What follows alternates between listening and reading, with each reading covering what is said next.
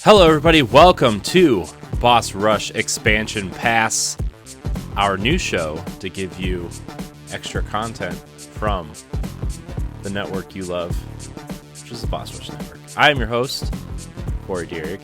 Alongside me is that retro code, Eddie V. Hello, everybody. Hey, boss. How you doing? Hi, Ed. It's just you and me today. We're kind of just like we're gonna. So it's the first time in like a long time that it's just been you and me, right? Like it's just like yes. I feel like. I mean, don't get me wrong. I love the direction that Boss Rush is going. It's getting bigger.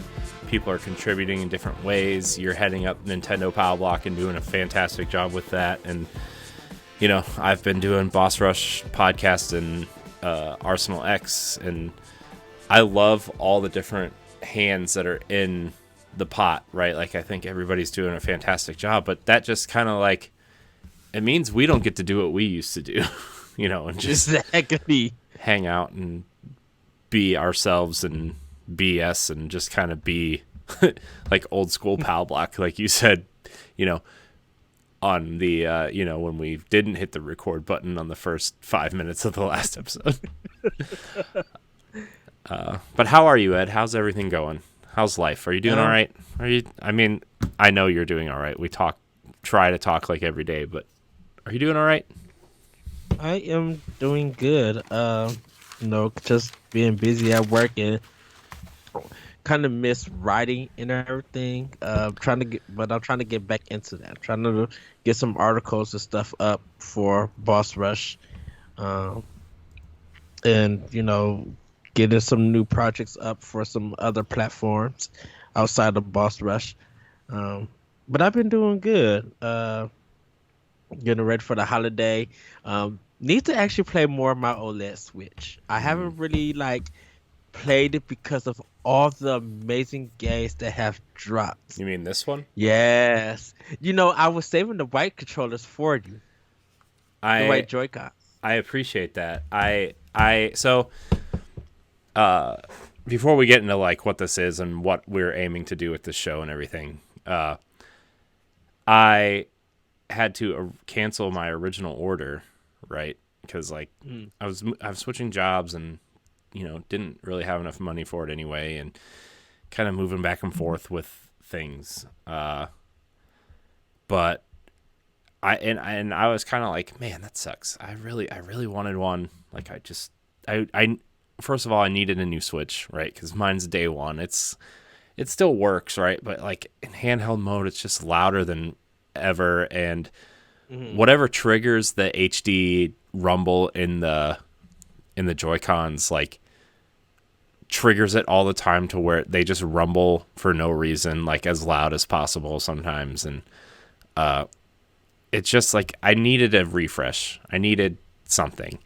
Yes. I still have my old Switch. It just stays in the dock now in the living room, and this OLED is my, you know, office / traveling / bedroom Switch now. And my Switch Lite, I put a couple games on for my kids in case they ever feel the need to like want to try to play a game someday. Yeah. But I ended up finding they went up on Best Buy one day, and I ended up. Oh, nice. Yeah, and I was like, the thing is I clicked on. I was checking Twitter for something else, probably for one of the other chats, hundreds of Boss Rush chats I seem to find myself in. And I have Wario64 and Cheap Ass Gamer notifications on for this, and you know, eventually a PlayStation at some point. Shout out to them because they've been on it, dude. They've been on it for like, man, they're just really on it. Yeah. So it's yeah. So anyways, I ended up just from just a whim. I was like, you know what, I should just grab it right now.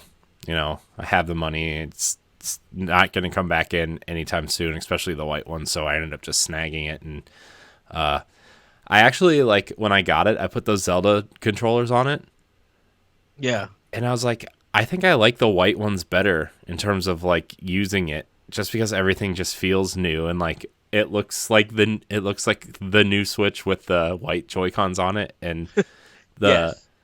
the Zelda ones, I'll use them eventually, right? Like I will use them, but like when I put them on, I was just like, this doesn't feel new enough. I need to put the white ones back on because I've been using those I blue ones since I got uh-huh. them. 'Cause remember, like probably 3 or 4 months after I got my Switch, somebody was trading in the blue ones because they wanted the red ones, and I ended up, just buying them. Yeah. Uh, so yeah, I was like, man, I really love this thing, dude. I went back and just literally played almost every single colorful game I could think of: Mario Odyssey, Breath of the Wild, Mhm. Splatoon 2, Mario Party, Mario Kart. Pretty much anything with Mario in the title, I had tried out. Oh, Link's Awakening is beautiful. I want to put on Super Mario 3D World and see how that mug looks. Uh, Spoilers, it looks good. It looks really I good. just want to, I just want to see how it pops because that game is very colorful. Yeah, it's really good. I like this thing a lot, and I put the dock. I'll have to send you a picture when we're done recording, but Okay. I reset up my side table Uh that huh. like like my extra monitor is, and the one that my Xbox Series S is hooked up to, and Yeah. like I have the Series S on one side and the white Switch dock on the other, and Uh huh. Oh, and the nice. white controllers, and then I have my Wii my poor Wii U tablet, which is just this god awful like glossy black color, when my Switch and my Series S are this matte white, just beautiful looking consoles. And then I have this Fisher Price plastic toy. Look, I I've got on record 1,000 times saying I think the Wii U, from a library standpoint, is Nintendo's best console by far. yeah. Well, the Switch, I guess now, but like before the Switch, up to that point, I think their library is the best. But just playing the thing is just awful. It's just an awful experience. I You know what? I had a third party pro controller for a long time so I could have staggered sticks, dude. Like that game is great at playing 2D side scrollers and virtual console games and stuff because Uh the huh. D-pad and the face buttons are on the same plane, and it makes it work really well. And like a Yeah. lot of the Mario games don't require the right stick to use the camera, but you can, right? Like Super Mario 3D World doesn't require you to use the camera, but you can, right? Yeah. But like, man, reaching up from the face buttons to use the stick as a camera is so unnatural. I hate it. But they nailed it with the Switch. Switch is great. Yes. So, yeah, that's my OLED Yeah. Switch story. I don't know where we were going with that really, but it's I know we have a topic, but man, I love this white dock for the OLED. oh, I know. I And like really when you think turn it's it on, better. did you know that the Switch logo lights up when you turn it on? Yes. Which is awesome. I love it. Yeah. And I think that's why we're not, because yes, I'm still using my old Switch, but I use it for the TV. Yeah. And so that's why it's kind of keeping me away from the OLED. But like when I cut on my OLED and I look at it, I'd be like, dang, this I cannot wait to see what Nintendo does for their next system. And I Hmm. know we're gonna probably have a discussion on it later on, but I'm like, I really hope they do something with it when just when you cut it on, the whole dock lights up, or you could change colors and everything, or something. Because I know definitely kind of with the Wii, how they had that blue coming out at night to let you know that something is updated or you got a message, but it looked nice with the white or with the black one. Hmm. And I hope that they incorporate that, like maybe you get a friend code or a message or something, then you know that hey, you got a message. So here's a Mario. Here's a color for Mario or something. Like Hmm. kind of representing your friends and stuff. Hmm. Like kind of go a little bit old school, but I'm just like, man, using a doc to let you know how it looks, because I think that's nice when you cut on. I guess like the Wii and the Wii U, and you just see some kind of color come from it. Even like a little bit, even with the Xbox, I like that little white. That's where the X is at Hmm. when it's in the dark. It looks really nice. Hmm. Yeah, it does. I like things that light up. Yeah. Moral of the story: lights are fun. Yes. Uh, Which is funny because we always wanted a color system. Now we're back to white I systems. know, I know. It still boggles my mind that they've never like come out with a like pro controllers for all the games, right? Like it Yeah. just boggles my mind that they haven't come out with more pro controllers because that seems like such an easy thing for them to do. I I'm will glad to buy a lot of. I'm looking for the Smash Brothers one because it's white. That's literally all I want is like the Smash Pro controller because it's white. Uh, Dude, So I hope that they make a Breath of the Wild. I think they're gonna make a Breath of the Wild 2 one. I do And too. if they do, oh go ahead. Oh, I was just gonna say I think they will too. Like don't give me the Joy-Cons, give me the Pro controller, because that's what I would want. Yeah. Definitely if they're taking it in the air, just like seeing some white and gold Hmm. with a Breath of the Wild Pro controller, dude, I Hmm. would spend the $80 for that. Yeah. The problem is like they not that these controllers are bad, but they partner with Power A to do all the special controllers, and like I just want Mm. the Switch Pro controller. You know, Yes. like that's all I want is just like another version of the Switch Pro controller. Yes. But anyways, Ed, just to kind of explain what expansion pass is meant to be, so this is going up. I think probably I'm not 100% sure yet. I think this is going up after the new year. Actually, to be honest with you, I want to Mm. like we're recording this on Thanksgiving. Ed and I are hanging out on Thanksgiving, but like there's these are supposed to be kind of I don't want to say generic topics, but evergreen topics that Ed and I, or, we want to get everybody involved in expansion pass. Like the Arsenal X team, I think we're going to do one. I know that I want to get a lot of Nintendo people involved. It's kind of like an extra topic an evergreen topic, and it can be whatever. I mean, it doesn't even have to be like the separate teams. We can have like Laron and Stoy and me on, right? And just kind of like hit back and forth on certain topics. Yes. This is going to be like an every other week thing, opposite of After Dark, which is the other bonus show that we're doing. And basically, what we want to do is like we're launching Patreon in January. I think that's the goal. And the reason why we're recording early is so we can bank, kind of quote unquote bank some episodes. And this episode is going to go up on Patreon. We're not going to require anybody to pay for content, right? It's just this show is 2 weeks. What do you call it?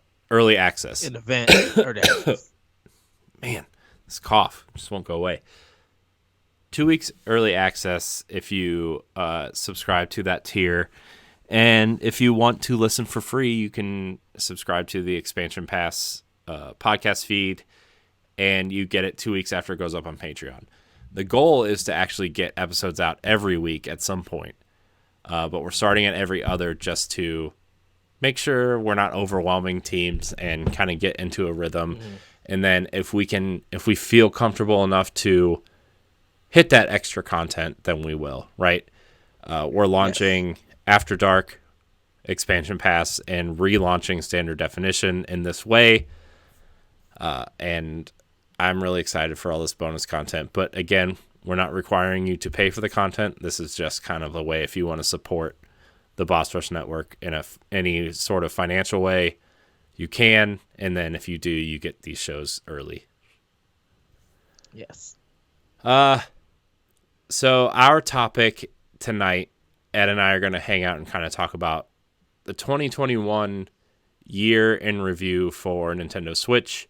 We're going to kind of talk about the big games that came out, and we're going to try to hit on some smaller gems that I think deserve to be talked about in a real way. So we're just gonna have a positive talk about 2021 Switch. Overall, Yeah. Ed, how do you think that the Switch did in 2021? Mind blowingly, it did very well. I think it was the system that had probably the most leading games come out, not just from first party, but like third party. Like Capcom heavily supported Switch, Square Enix did, and we got uh, some great indie games. But man, like even E3 for Nintendo Switch was a smash. You know, it this year when people, this year people thought that there wouldn't be enough or there would be too much, and I'm like, I feel like we got we got a great balance of games this year. Definitely with the ports and definitely with some new stuff. Um, People got into a lot of series like Monster Hunter, hitting those numbers like 5 million. Like that's big for a game that's on one platform, which led to people go and buy Monster Hunter stories too. When that first game didn't do well, and people now want that to come to the Switch. You know, like there was just a lot of great hits on the system. So I think they did very well uh, this year for Nintendo. Yeah, I mean, I think there was a lot of hits. I think there was a lot of surprises. I would say a lot of really positive kind of feedback on the way the Switch did this year. Right, we got it. We got a great Metroid game, which people are saying is better than Super Metroid, which is high praise. Right, like Yeah.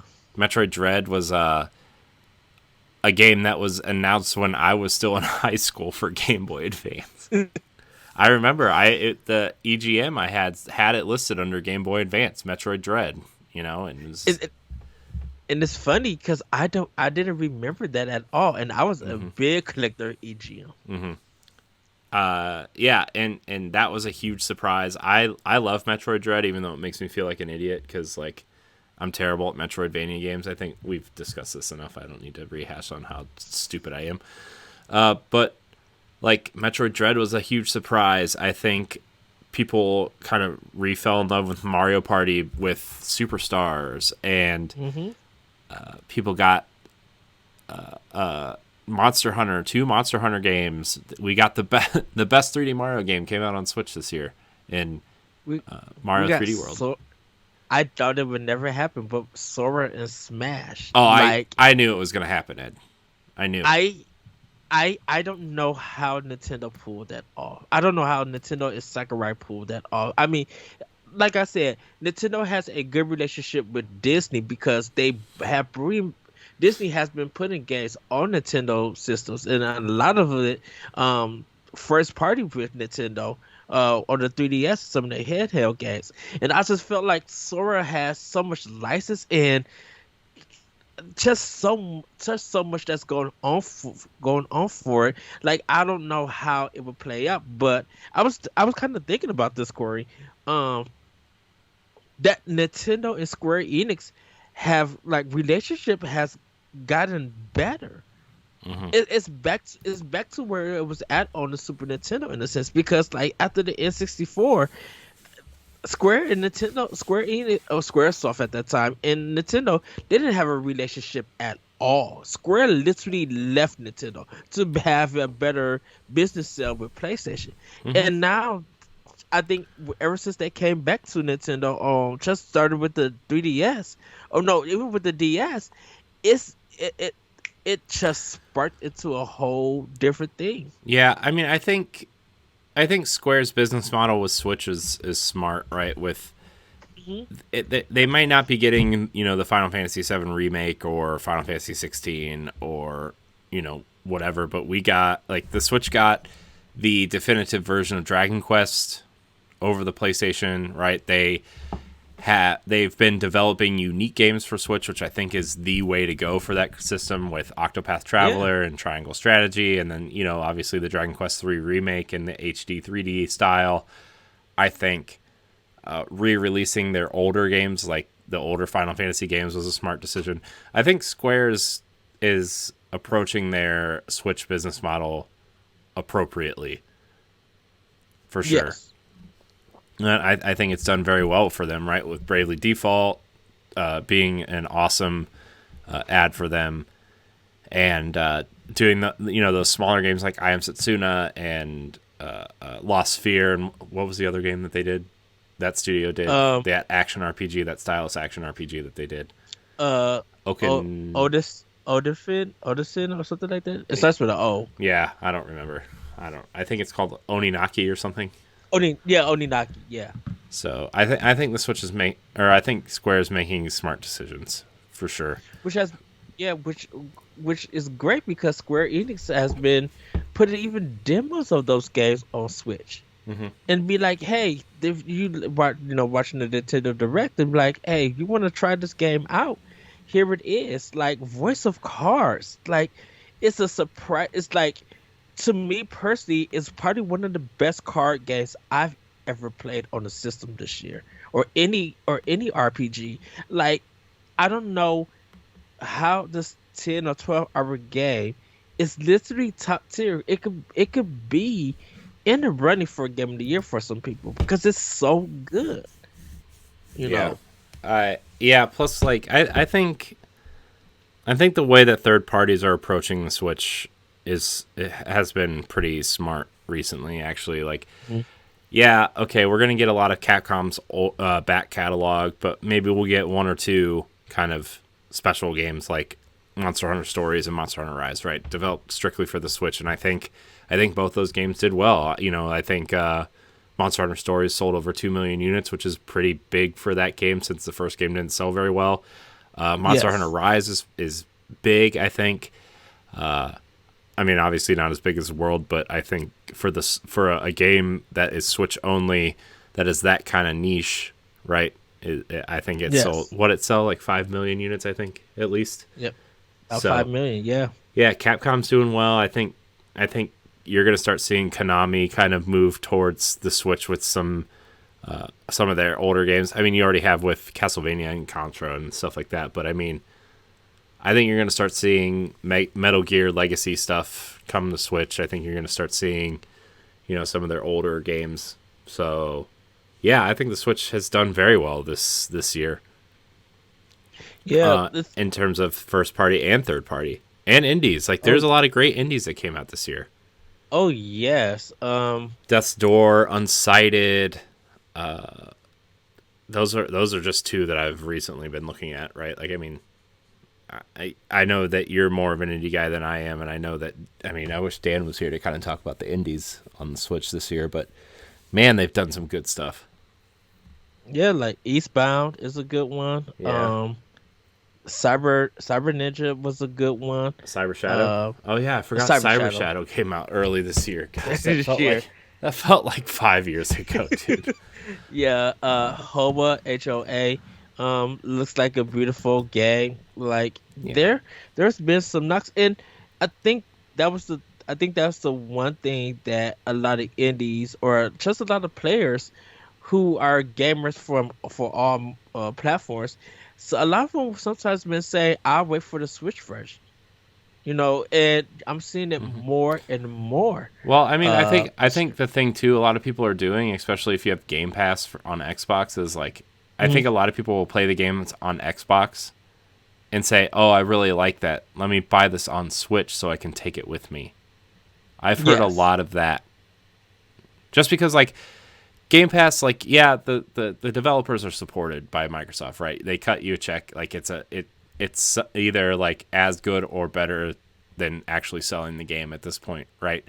But you're not really supporting the developer directly, and I think a lot of people want to support the games they love, so I think that's a way that they're doing it. Yeah, that's good. That's a good way to put it. Hmm. Yeah, because like like I was talking to Jesse about Death Store. It's just like I've never heard of this game, and it felt like it came out of the blue, and Hmm. a lot of the Xbox players were playing it, but it Yeah. just didn't. It Well, it got a when lot of good praise on Xbox, and then yeah, but like it felt like one of those games where people were like, "Yeah, this game looks awesome. I'm waiting for the Switch version because it's going to come there inevitably, right?" yeah. And which is fine, but that's also another game that never came to Game Pass. So I wonder how well it did on Xbox initially. To be honest, like Um, I wonder if it how well it sold, and I wonder if people got the word of mouth is like, oh, this is really good, and then people are like, well, I want to play it on Switch. I'm going to take it with me. I think Stephanie and I actually just had this conversation on Twitter. She tweeted out, "Hey, I want to get Death's Door. Do I get it on Xbox or Switch?" I'm like, well, everybody loves it on Xbox, but if you want to take it with you, and you don't care about achievements, the Switch version is probably the way to go. Because it's not yeah, graphically intensive. Obviously, indies do like you want to take your indies with you. They just feels good, at home. So I yes. I And just I go uh, ahead. no, because I have Death Store and it controls beautifully. It looks well, like really good frame. I have no frame rate problems with it or anything. Hmm. And I think it's still that thing that I'll buy it on Switch. And for some of the people, if they're waiting for that physical, they're gonna go and buy that physical. Hmm. And so that's to them right there. That's their $60 Hmm. in a sense, and I guess that's kind of that works well for Switch and kind of for Microsoft in a way that if people play it and they be like, okay, I want to play the full game on the go or on my Switch because I feel like it feels right with there. It's not a knock against Microsoft. It's kind of like a good way to advertise this game because some people will go in and buy it. It's been happening, I think, ever since the Switch came out. That when indies comes to Nintendo Switch, people will double dip on it. We always talked about it, and so looking at Death's Door and playing it, it was just like I was telling Jesse this. Um, s- People Sony was trying to get people to pre-order it so they could save 10% off, Hmm. and I don't know how well that did. It may have did well, but I bet you we'll probably see within a couple of weeks or something. We'll probably see some sales data on Death's Door, where the developer comes out to say, "Yeah, we sold it on Switch like really, really good. People paid $20." So just think about five people buying the game at $20. That's Right. $100 in their pocket, and if a lot of people are buying it, man, like good for them. It's gonna make people want. It's gonna make people expect their next game to be high quality that they're going to be looking forward to. Yeah. I want to point out that the Switch had, according to Metacritic, had its 63 games score higher than an 80 this year. If you Wow. include indies, third parties, and first Mhm. parties, obviously. The biggest hits were Atelier Ryza 2, Lost Legends and the Secret Fairy, Blaster Master Zero 03. Let's see, I'm kind of just scrolling here. I'm gonna hit Persona 5 Strikers, Monster Hunter Stories 2, Skyward Sword HD, Trails of Cold Steel 4, Dodgeball Academia, which I know a lot of people were really high on when it came out, Cyber Mm. Shadow.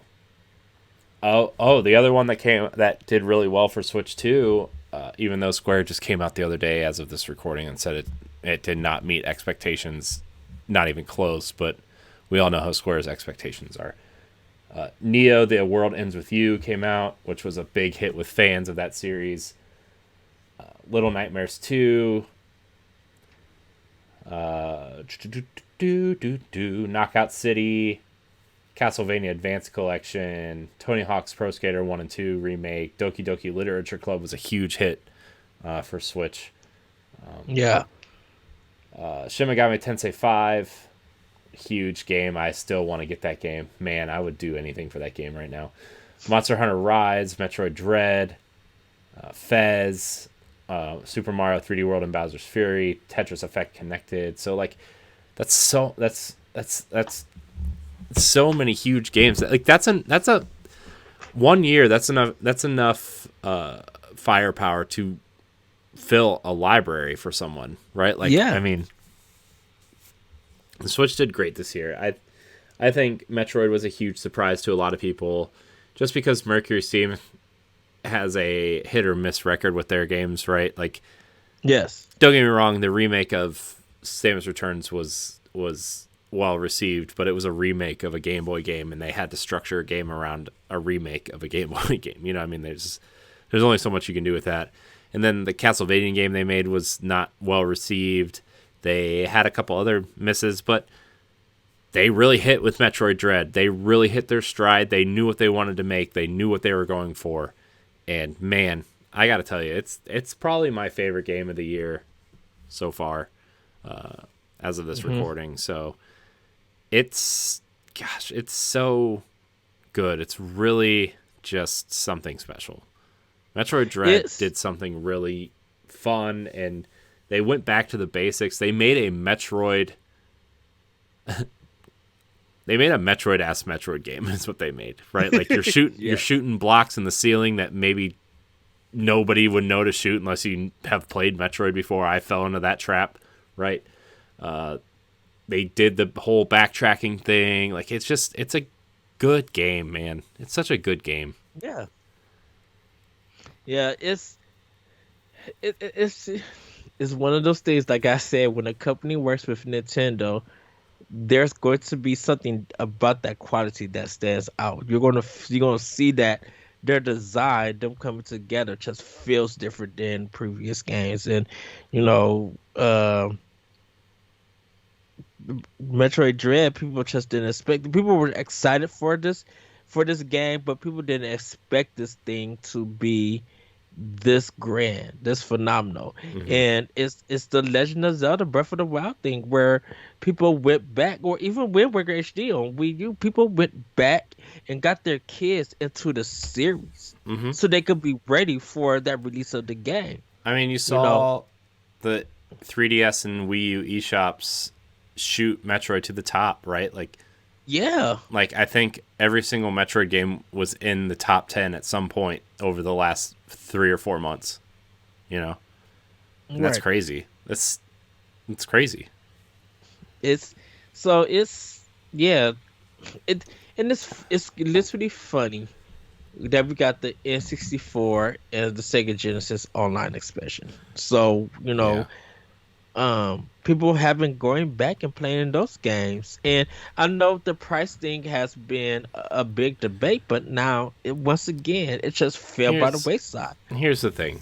If you can't afford $4.16 a month, and like a you can still pay for the $20 version and not have these expansions, so you can just Yeah. like ignore it. Like we did this on Pal Block a couple months ago, I think, at this point. Like, but if you want these games and you want to play them and you think $50 is too much, like I get it, but also like it's $4.16 a month. You could probably find that in your couch cushions. Like I don't know. I guess I feel different. Maybe I'm a little biased, but like I don't think it's that much. All the other platforms you pay $60 or $70 for their online service. Like this is not. I understand that Nintendo's online service is less than ideal, to put it Hmm. nicely, very nicely. But like, I still think they're offering something better than you know than just sitting around doing nothing with their online service. You know. Right. I mean, you get free game day, like trial weekends to play like a full game. Um, stuff like the Tetris 99 and things, playing online with other players for some of these old games that you couldn't play. Like, you know, there's just, I think they have enough that's there, and definitely some of the international games that's on there. Hmm. That never came to America. Like, sorry, Microsoft and Sony, but they're not offering that.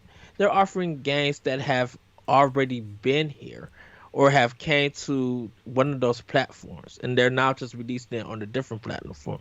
Like, where are the Japanese games that were on PlayStation and Microsoft that never came to America. Like I would like to see more of that, and in the sense that Nintendo's been doing that um since the Super Nintendo Online and Nintendo NES Online. So you could go on there and find some international I mean, games they've been on doing it there. really since like the Wii. Remember, like Sin and Oh Punishment? They yeah, brought Sin and Punishment over. I mean, they. I mean, I think what Sin and Punishment is on the Nintendo 64 on Switch yeah, Online thing, right? yes. I think Nintendo's been pretty good at that. Like they did the whole Fire Emblem thing, the NES Fire Emblem earlier this year too, right? Where Yeah.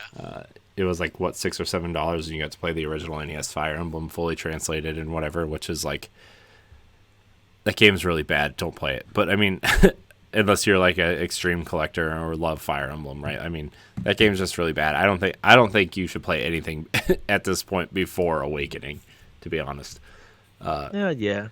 I mean, you can. Like, I'm not telling you no. Like, it's just a different experience, right? It's not the relationship building RPG, right? It's a straight up strategy game before this, right? The Wii version and the GameCube version in particular is like just a straight up strategy game. If you don't do it, you're dead, right? Like, I mean, there's no RPG Pretty much. about there's no strategy RPG about it. It's just a straight up strategy game.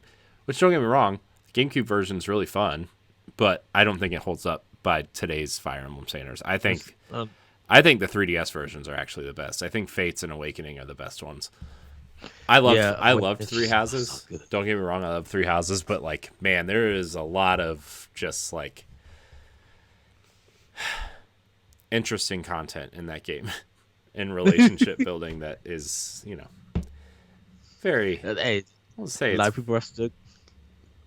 A lot of people. Somebody was just like, I went back to Fire Emblem Three Houses, and I'm stuck. And they just like, well, here go another 40 some plus hours again, Yeah. because the game is that good. But I think for 2021, definitely with Nintendo, like their direct's been good. Um, we got people are still having theories about Breath of the Wild 2, Hmm. what the name could be, what they're looking forward to it. Uh, we actually got like the Femcon Detective Club. Like that was a game that was in Japan that never came to America. Oh So yeah, you like played those, that's right? You played both of those. yeah, Did you like them? yeah. I mean, tell. I mean, if They people are they new or didn't listen to that episode, tell us about that game. so Those games, I the guess. Femcon Detective Club is like a visual novel where you guys to kind of investigate this a murder that happens, and you meet these characters and you explore and you're trying to find out what's going on to progress through the story. They came up with two games. The first game is like how you know they all started. I mean, you meeting the characters, and then the second game is the prequel to the first game. Like it was a past case, and you're kind of just like going through the memory of it and everything. So there's two games. I think they were originally released on the NES, and they never came to America. In fact, a lot of people here in America knew nothing about it.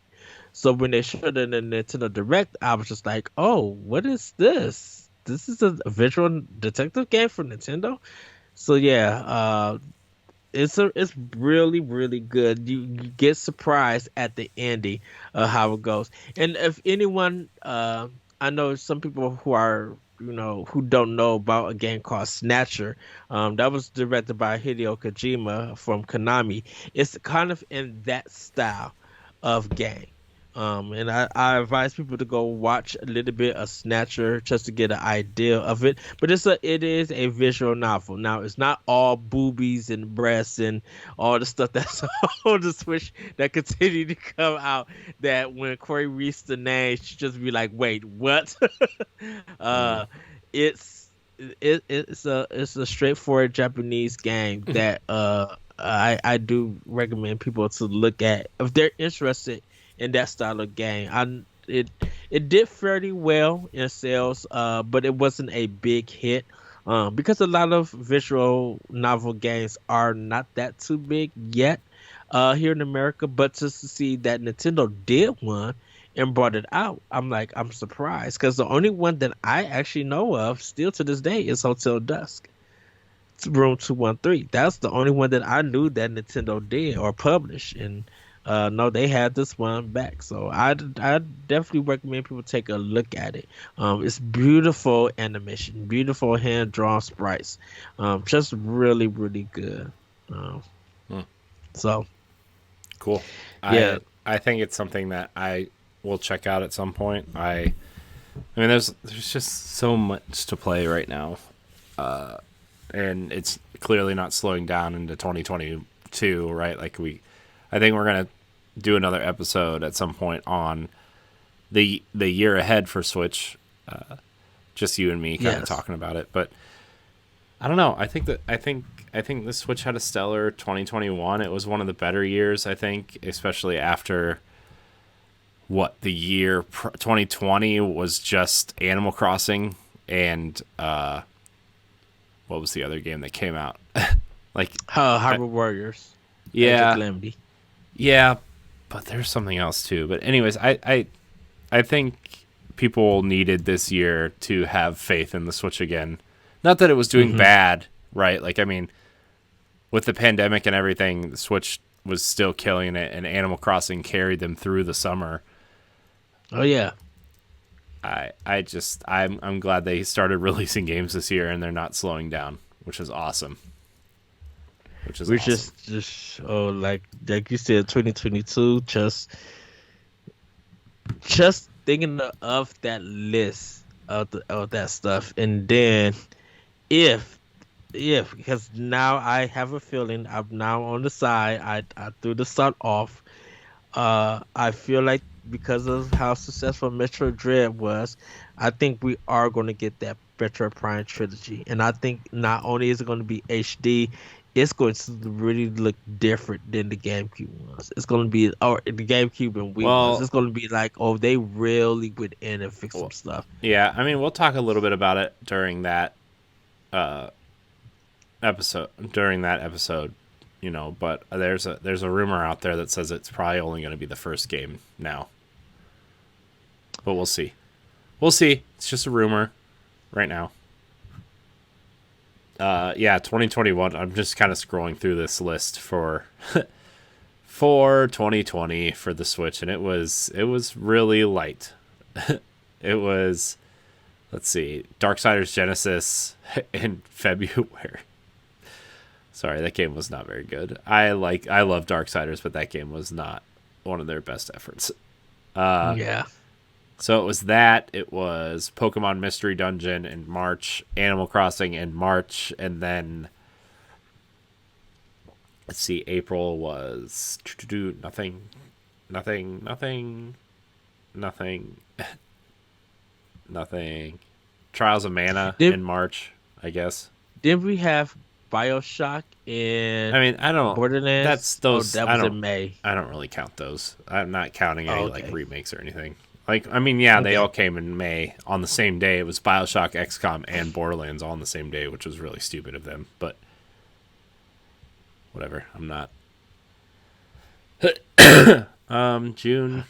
The Pokemon DLC came in June. Let's see. July Yes. was not really anything. August was nothing.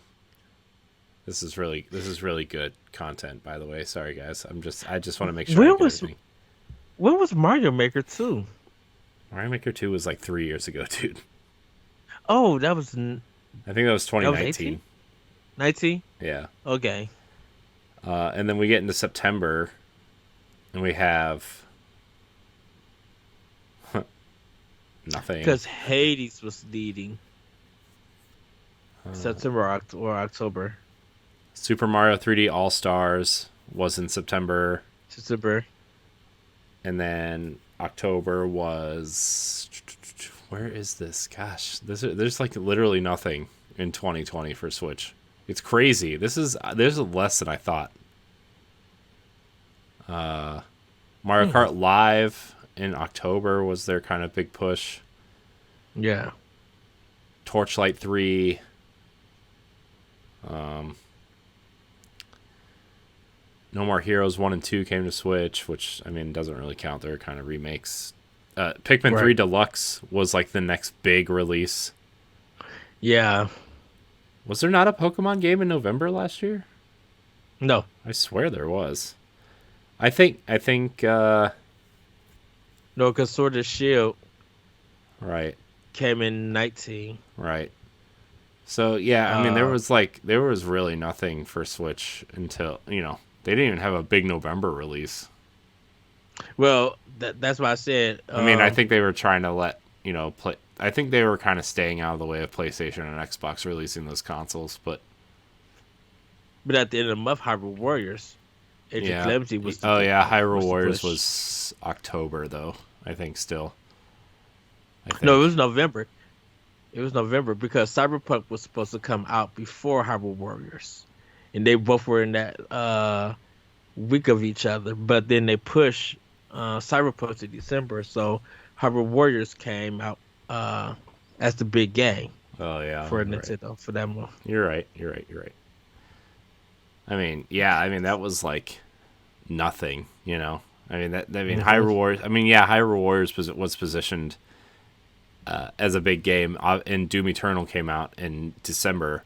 But that was it. Yeah, You have Animal Crossing, Doom Eternal, Hyrule Warriors, and Pikmin 3, which are all good games on their own right, but like, man, Animal Crossing just carried them through that whole year. Let's be honest. Let's be honest. yeah. I know there's people on the team that love Hyrule Warriors, but man, nothing. So Well, and like I 2021 said, definitely stands out against 2020.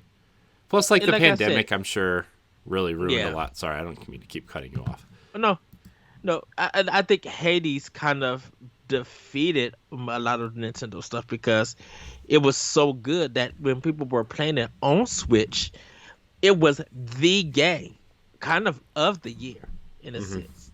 Yeah, You know, um, Animal Crossing did a because I good think, job of keeping people engaged, though. I mean, oh yeah, I know the DLC kind of fell off for that, but I mean, the year really kept people engaged with events, and I don't know. I just know a lot of people from Boss Rush played that game almost the entire year, and I tried for two. I tried. I gave Animal Crossing a real 2 to 3 weeks, and I said, "This game is not for me. I am sorry, Animal Crossing. It's not for me." but we have it in our library because it's a Nintendo game. I sure do. Every time I go in there and see download again or re-download, the re-download list, Animal Crossing is right there at the top. I'm like, man, that game is stuck there forever. Yes, and I I got could caught. I I could got say, caught in the hype. People we were playing games with like really hyped hmm it up, and then I got hyped, and I'm like, I want to build a town, but then I could never find all the fossils, and then a giant Easter bunny chased me around the island. And I was like, I can't do you this. said no. So I I th- no. I think what happened was 2019 literally spoiled us. Mm-hmm. Dude, I mean, we had Fire Emblem, we had Astral Chain, Link's Awakening, Dragon Quest 10, what Dragon Quest 10, uh I mean not 10, 11. We had Damon X we had all of that craziness hit us, and it was just within 3 months, and it was just like, what in the world? And Fire Emblem Three Houses just like literally almost destroyed everything because everybody was buying it and playing it.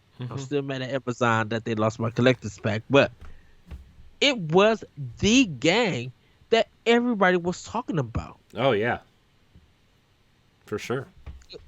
So it's just like, how do you go from 2019 to 2020 where you had like a sorry, a uphill of amazing titles till 2022? You be like, well, we got to find something to play. Yeah. It was a it was 2021 was a good year. I love Mario 3D World, Metroid Dread. I just got Monster Hunter Rise, which I'm really excited. I think Monster Hunter Stories was a nice surprise for me, at least. I mean, I didn't really finish it, obviously, but it was a nice surprise. I really like that game a lot. Yes. Oh, I really want to play Shin Megami Tensei 5. What's one game this year that came out that you didn't get to play yet that you wanted to? um, Just one, Ed. We know how you like your lists. so, Persona 5 Strikers. I didn't get to play this year, but I do. But it is coming to Switch, to my Switch because I did get by it for Black Friday. But it was a game that I just literally missed because of playing everything else. I think Xenoblade. No, was Xenoblade Chronicles this year? Yeah, Definitive Edition was this year. I think I was waiting for that. Um, and I passed up on the Persona 5 Strikers because I actually thought that I kind of was waiting for Persona 5. I was still waiting for my Series X and a PlayStation 5 to get. So there were some things that I just like had to rearrange and wait for. But yeah, Persona 5 Strikers is the one for me. Hmm. Yeah, I think Shin Megami Tensei 5 is the one for me. I am I mean, I might get it in December if I get, lucky or if it goes on sale or whatever, but that's one that kind of got away from me and I It And I will say that I was planning on getting a Grand Theft Auto trilogy. good thing you didn't, Um, which save me some from what I money. heard. Um, I mean, you don't even like that game anyway. All they need to do is give you another reason to hate on it. So, I was telling around this. I'm just like the only reason that I would buy this game on Switch is because I want Max Payne 3 on Switch. I want Rockstar to port that game. I'm not worried. I'm not worried about Max Payne 1 or 2. If they want to come, that's fine. But Max Payne 3 is so good, and I feel like a lot of people slept on it. And I think because a lot of these older games that's coming to Switch, people will give it the chance. Oh, and the Crisis trilogy. I want to get that on mm. Switch. I played the first one on Switch. It's okay. I think there are better shooters out there now, even on Switch. I think there are better Yeah, shooters. That game was a. I think that game got so much hype because of how great it looked. And don't get me wrong, it still yeah, looks good, but like it doesn't play great. It feels kind of tanky and clunky, and especially with games like Halo. Even at the time, Halo felt better, and Destiny, and I guess even something like Call of Duty and Battlefield probably played. I mean, I know they're kind of different games, but like if you're kind of going that super soldier route, I think Halo and Destiny feel way better than that game. It's just it feels slow, it feels clunky. If you're looking for a first person shooter on Switch, I guess you could check it out, but like I also think that there are better shooters. I think Borderlands is better, honestly, on Switch. hmm Uh, definitely the Doom 2016 remake. Like, yeah, I Doom and mean, Wolfenstein are both on reboot. Switch, and they play better. I actually tried out Wolfenstein on the OLED, and it's weird. Like I think that game obviously should be played on PC or Xbox or I guess PlayStation if hmm you know whatever. But I think because it only runs at like 600p on the OLED screen, so it kind of has this grainy feel.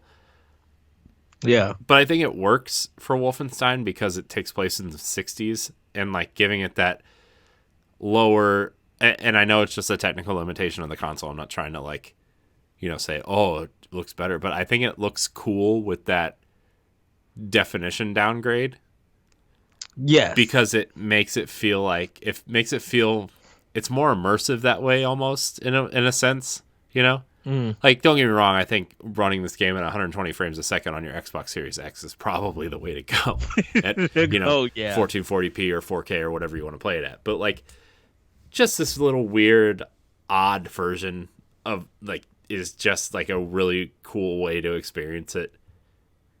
I don't know. I'm a big supporter of Bethesda's games on Switch. I really like playing them on Switch. I think it oddly fits, even though it's the worst way to play those games. And I know people, especially Doom, people are more adamant about playing. Oh, you need like 700 frames a second at 8K, and I'm like, yeah, but it's kind of neat on Switch. Yeah. I'm that guy. I'm that guy. And I think the Series X and S have ruined that experience for me a little bit. Like, yeah, the load times and the high frame rates and the high fidelity really look awesome on these consoles, but there's something kind of quaint about playing Doom Eternal on the Switch at this lower resolution, and it's kind of muddy and it's kind of fast but also blurry, and it just, I don't know. There's something And there's I think something there. charming there. Yeah, charming. That's a good word. Thank you, Ed. I think it kind of the richer thing that I think people just go with it for the experience, Yeah. and uh they By be the like, way, this is the The best way for me Witcher to on beat. Switch is the way to play it. I feel like it's so good. I love Yeah. that game on the Switch. I actually booted up the other day too, just to see. It's really vibrant. Like, it really makes me want Twilight Princess on Switch for some reason, because like Oh, Twilight Princess was dude. like that kind of quote unquote darker, more realistic looking Zelda. I don't know. I To have Twilight Princess and the re-releases of the amiibos for that, mm, man, I so much want it now, mm, and to play it on OLED on the go. It's just on my TV. Like, come on, Numa, go in, do it, give me Twilight Princess and Wind Waker HD. I'll take it too. yeah, it's good. I really think the Switch had a strong 2021. I'm really looking forward to next Yeah. year on the console. I'm actually really looking forward to a lot on Xbox as well. I think next year is going to just be a great year for It's games in general. it's a crazy battle for kind of for all three platforms, but like S Series X, yeah, Xbox and Nintendo, they're gonna go at it, and it's not gonna be a bad competition. It's gonna be like, what do I play? Because Hmm. I know purchasing these games and seeing them on Game Pass, yes, they are there, but what order do I play them in? Do I play all this Xbox stuff first stuff, and then jump to Switch, or vice versa? Because I'm like, and then definitely with Halo Infinite still having content coming out after next month, Hmm. after December, that's really going to push a lot of the stuff, gameplay and time for Xbox. You know, it's going to be for the next probably half of, I think up to June 2022. It's a bunkers years for games. Hmm. Yeah, we're gonna talk about that on one of these future episodes here. I I think 2021 was a strong year for Switch. It was a strong year for games in general, Hmm. and I can't wait to play more games. So Yes. we we are going to. Whoops! Oh no!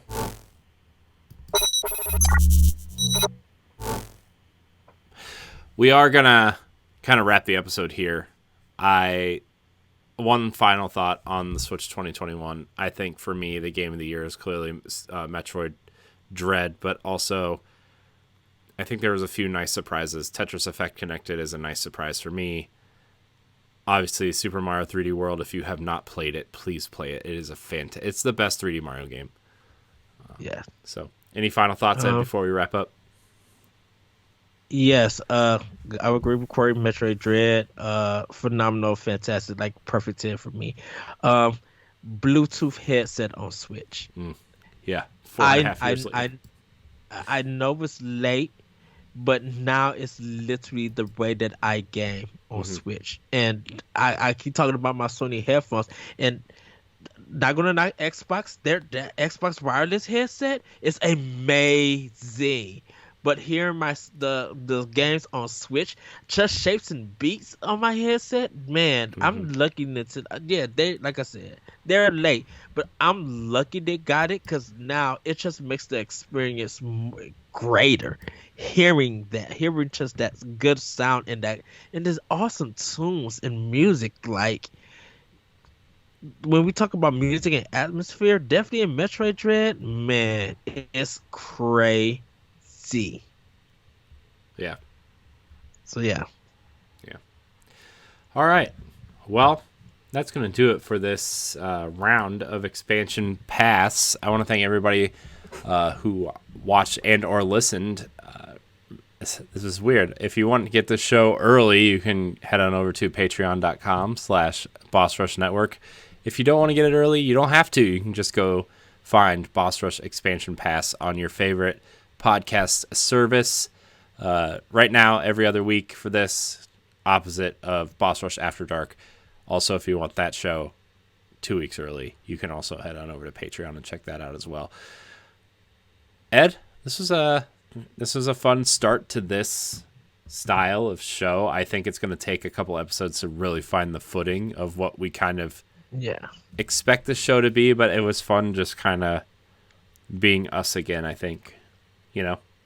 It's Yes. I miss this. I do. I think you and Jacob and Dan are killing it on Pow Block, and David when he's available, right? But I think you guys are killing it. It's just a fun time, and obviously there would be no Boss Rush without Pow Block. So thank you for always delivering in a fantastic show, you and Jacob and Dan. But I miss hanging out, I really miss hanging out and just, remember when our episodes would go 2.5, 3 hours for no reason? Yes. I kind of miss those days, right? But I think this is a way for us to do that without, taking up real show time, Yes. in a sense. So, and obviously there's going to be episodes where I'm not on. There's going to be episodes where Ed's not on, but this first few, just to get the ball rolling and feeling it out and seeing what we want to do. It's Ed, I miss you. I think this is a fun time. I miss you too, Corey. I miss you Sorry, too, boss. it's all that Thanksgiving food, man. It's I'm not sleepy tired, but I don't have to tell you after you eat Thanksgiving food. It's just what is happening? So. Dude, I fell asleep playing Pokemon in my in my Pro Controller. Of course you did. Of course you did. All right, we're gonna wrap this episode. You can follow us on Twitter at Boss Rush Network. You can find all of our content on bossrush.net, including this show in video form if you would prefer. Let's see, what else do I need to do? I don't know. I got to get a new rhythm for this. I'm so used to Boss Rush podcasts in Arsenal X that getting into a new show and a new rhythm is man, I should probably write stuff down for this. But these first couple episodes, we're kind of just winging it. We're gonna be honest. We'll have bigger plans. Anyways, you can follow Ed at that retro code. You can follow me at I am Corey in HD. You can find all of our content on bossrush.net. Follow us on Twitter at Boss Rush Network. Thank you guys so much for watching and or listening. Until next time, we love you. Goodbye. Everybody.